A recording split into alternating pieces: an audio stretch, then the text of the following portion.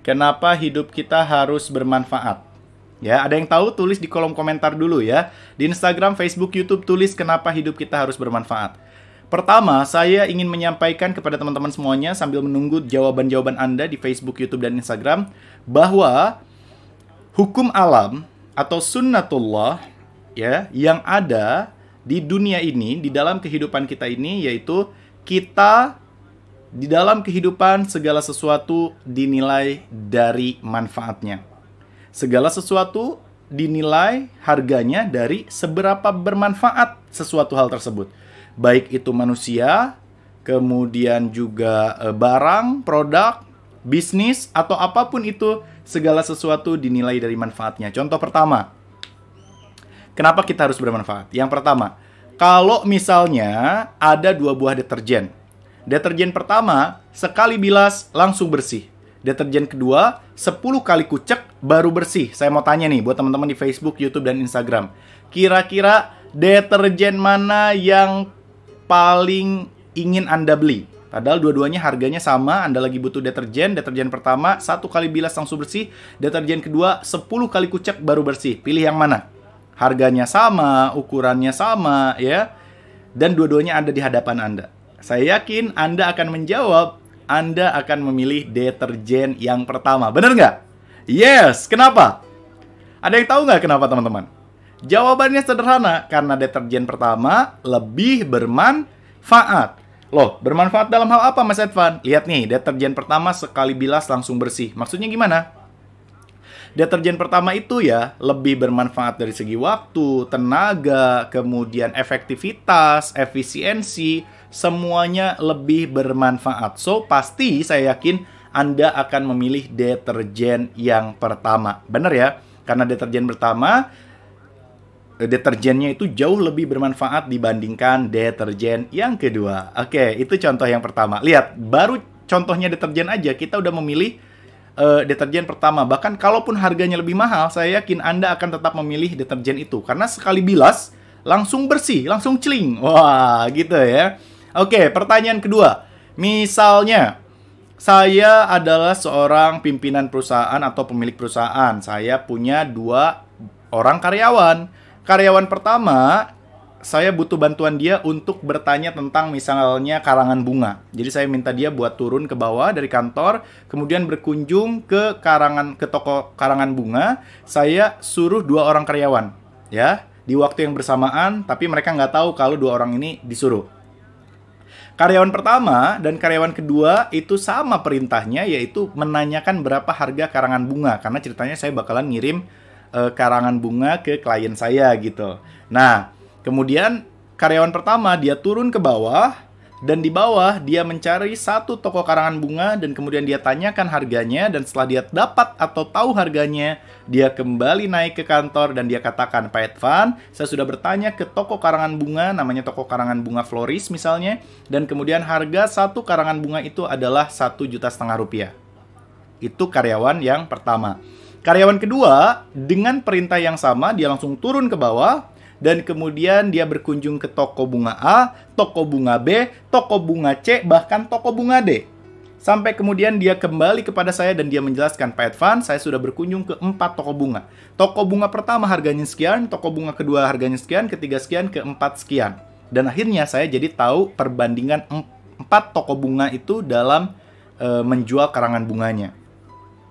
Pertanyaan berikutnya sederhana banget buat teman-teman semuanya, tulis di kolom komentar. Dari 2 orang karyawan tersebut, kira-kira kalau ada kesempatan untuk promosi jabatan, naik jabatan, kira-kira karyawan mana yang bakalan saya naikin jabatannya lebih dulu? Ya, yang mana yang akan saya naikin gajinya lebih dulu? Karyawan pertama atau karyawan kedua? Tolong dijawab. Karyawan kedua. Kenapa?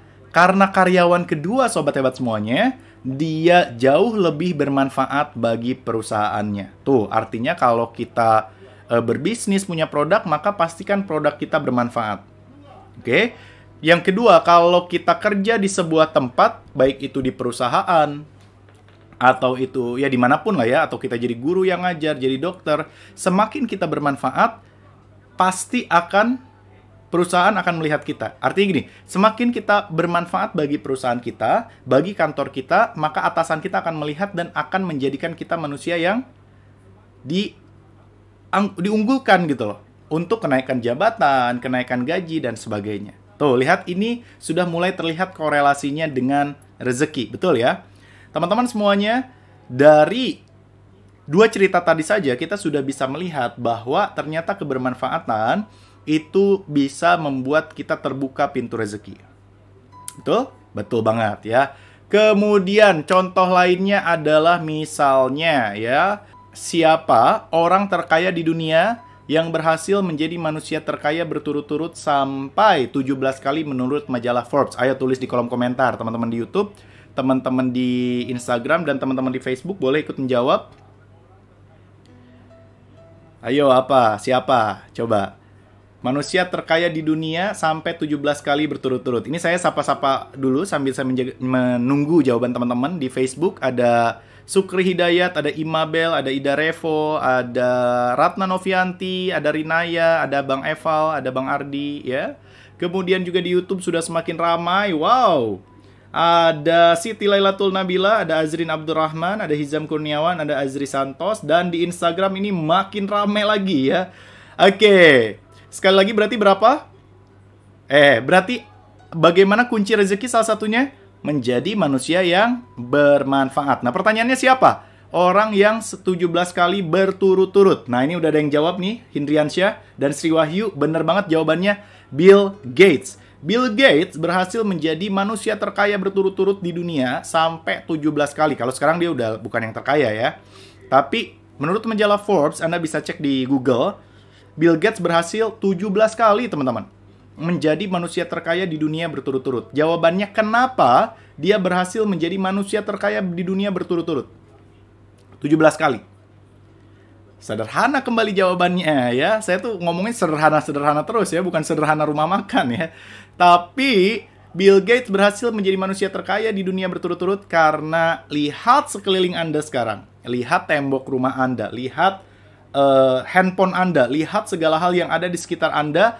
Ada apa saja di sana? Semua yang ada di sekitar Anda, hampir rata-rata semuanya, dibantu diciptakan oleh komputer. Dalam hal ini kita batasi non-makhluk hidup ya, bukan makhluk hidup. Jadi semua produk, semua barang yang ada di sekitar kita, rata-rata hal yang kita gunakan dalam kehidupan kita sehari-hari dibantu dengan komputer. Hari ini bahkan saya bisa live di YouTube, Facebook, dan Instagram karena bantuan komputer.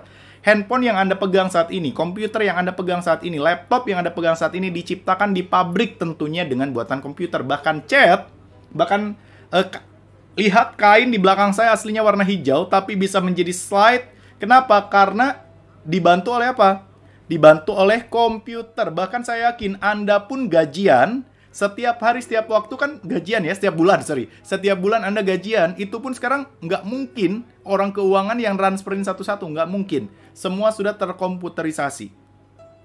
Segala hal yang ada di sekitar kita hampir rata-rata dibantu oleh komputer. Dan Anda tahu, Bill Gates adalah salah satu pencipta komputer yang paling terbesar di dunia. Dalam hal ini OS ya, atau operating system ya, sistem operasi yang dinamakan Microsoft atau Microsoft-nya Bill Gates. Lihat, Bill Gates berhasil menjadi manusia terkaya di dunia berturut-turut karena hidupnya apa? Bermanfaat.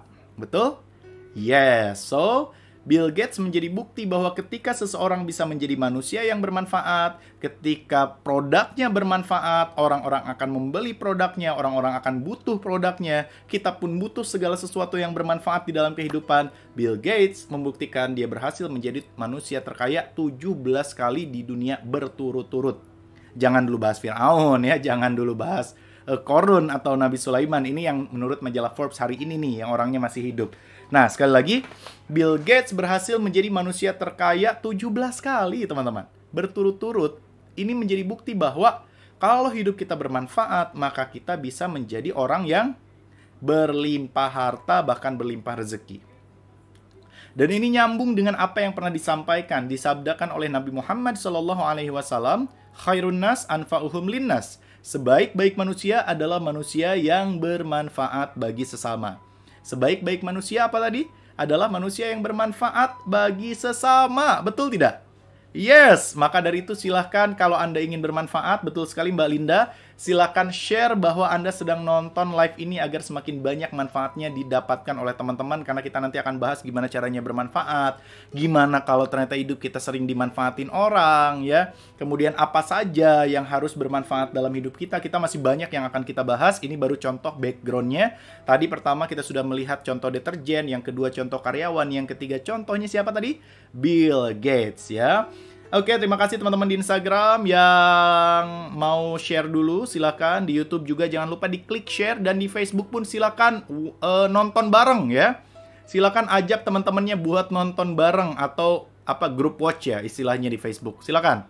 Nah, pun sekarang kita melihat Mark Zuckerberg bermanfaat melalui Facebooknya, Larry Page dengan Google-nya, ya, pencipta YouTube dengan YouTube-nya, pencipta Instagram bahkan dibeli oleh Zuckerberg juga dengan harga yang fantastis karena kebermanfaatannya. Zoom hari ini bermanfaat.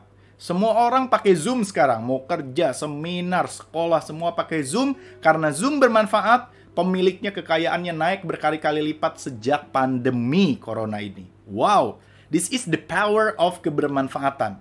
Kalau Anda bermanfaat, Anda akan berlimpah rezeki. Sebaik-baik manusia adalah manusia yang bermanfaat, dan tidak mungkin Allah menyia-nyiakan manusia yang bermanfaat di dalam kehidupannya. Sekali lagi, nggak mungkin Allah menyia-nyiakan orang-orang yang hidupnya bermanfaat. So, mulai hari ini, jadilah manusia-manusia yang apa? Bermanfaat. Bermanfaatlah bagi sekolah Anda. Lihat, siswa-siswa teladan, siswa-siswa yang berprestasi. Kenapa sekolah membanggakan dia? Karena dia bermanfaat, mengharumkan nama sekolah. Oke? Kenapa orang tua seringkali mengunggulkan anak-anaknya, ya, membanggakan anak-anaknya? Karena bermanfaat, membanggakan keluarga, ya. Lihat para atlet, kenapa mereka mendapatkan bonus, dikenal dan lain-lain? Karena bermanfaat bagi negaranya. Ada orang-orang di kantor yang jabatannya cepet banget naik, ada orang-orang yang cepet banget gajinya naik, ya. Kenapa karirnya bisa secepat itu? Karena pekerjaannya bermanfaat bagi tuh kantor, bagi tempat dia bekerja. Ada produk-produk yang langsung melambung, membumbung tinggi karena bermanfaat. Betul ya? Dan tidak mungkin sebaik-baik manusia adalah manusia yang bermanfaat, kan? Ulangi ya. Sebaik-baik manusia adalah manusia yang bermanfaat, dan tidak mungkin Allah menyia-nyiakan rezeki manusia yang terbaik, alias yang bermanfaat. Sekali lagi, jika manusia yang terbaik adalah manusia yang bermanfaat, maka tidak mungkin Allah menyia-nyiakan rezeki Anda jika Anda menjadi manusia terbaik, yaitu manusia yang bermanfaat. Setuju sampai sini? Jika Anda setuju, tulis di kolom komentar setuju gitu ya.